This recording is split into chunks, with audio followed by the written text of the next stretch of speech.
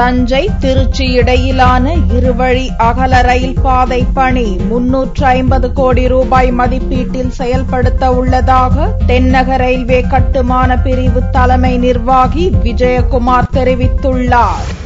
தஞ்சை ரயில் நிலையத்தில் 7 கோடி ரூபாய் மதிப்பீட்டில் நடைபெற்று வரும் இருப்பு பாதை பணிகளை லோக்சபா எம்பி பழனி மாணிக்கம், தென்னக ரயில்வே திருச்சி கோட்ட மேலாளர் மஞ்சுளா ரங்கராஜன், தென்னக ரயில்வே கட்டுமான பிரிவு தலைமை நிர்வாகி விஜயகுமார் ஆகியோர் பார்வையிட்டனர். பின்னர் செய்தியாளர்களிடம் பேசிய கட்டுமான பிரிவு தலைமை நிர்வாகி விஜயகுமார், தஞ்சை திருச்சி இடையே விரைவில் இருவழி அகல ரயில் பாதை பணிகள் துவங்க உள்ளதாகவும் 350 கோடி ரூபாய் மதிப்பீட்டில் இந்த பணி செயல்படுத்த இருப்பதாகவும் கூறினார். இந்த தஞ்சாவூர் ஜிஓசி டபுளிங் நாங்க ஒரு 2 years 2.5 yearsல முடிக்கணும்னு பிளான் பண்ணியிருக்கோம்.